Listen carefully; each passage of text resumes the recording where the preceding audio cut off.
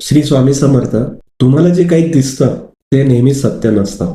काही गोष्टींचा प्रभाव आपल्यावरती पडतो. कधी कधी आपल्याला काही गोष्टी जाणवतात आणि आपल्याला मग वाटतं की चुकून आपल्याला काही नजर तर लागलेली नाही ना, किंवा एखादी काळी आपल्यावरती जादू करणे किंवा काही तंत्र आपल्यावरती झालेलं नाहीये ना, हे आपल्याला असं वाटायला लागतं. हे वैद्यकीय कारणं नाही आहेत. याच्यामध्ये आपली ऊर्जा कधी कधी स्तंभित केली जाते किंवा ऊर्जेवरती हल्ला होतो. तर याची लक्षणं कशी बघायची ते आता मी तुम्हाला सांगतो.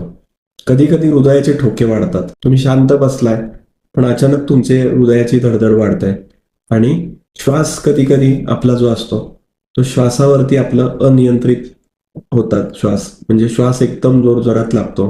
रात्री अचानक भयंकर स्वप्न पडतात आणि दचकून जागायला होतं.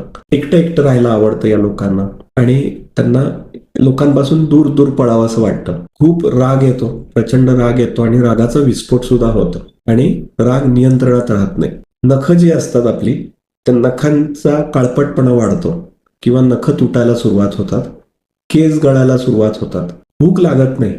समोर मोठं ताट पडलंय जेवणाचं पण जेवणावरची तुमची इच्छा मरून जाते. अंघोळ करावीशी वाटत नाही, अस्वच्छता आवडायला लागते.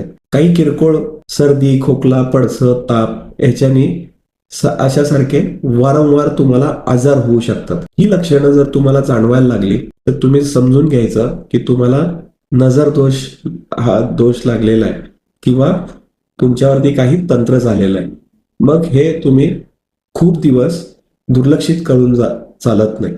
दुर्लक्षित करू नका, कारण ह्याच्यातून पुढे त्याचे विघातक परिणाम होण्याची शक्यता असते. तर तुम्हाला ह्याच्यावरती एक तर संरक्षण तुम्हाला कमवायला लागतं, शुद्धीकरण करायला लागतं आणि योग्य मार्गदर्शनाद्वारे या तंत्रातून किंवा या नजर दोषातून तुम्हाला मुक्ती मिळवायला लागते. याच्याबद्दल जर तुम्हाला अजून काही माहिती हवी असेल किंवा हे कसं करायचं तुम्हाला पाहिजे असेल तर तुम्ही मला फोन करू शकता.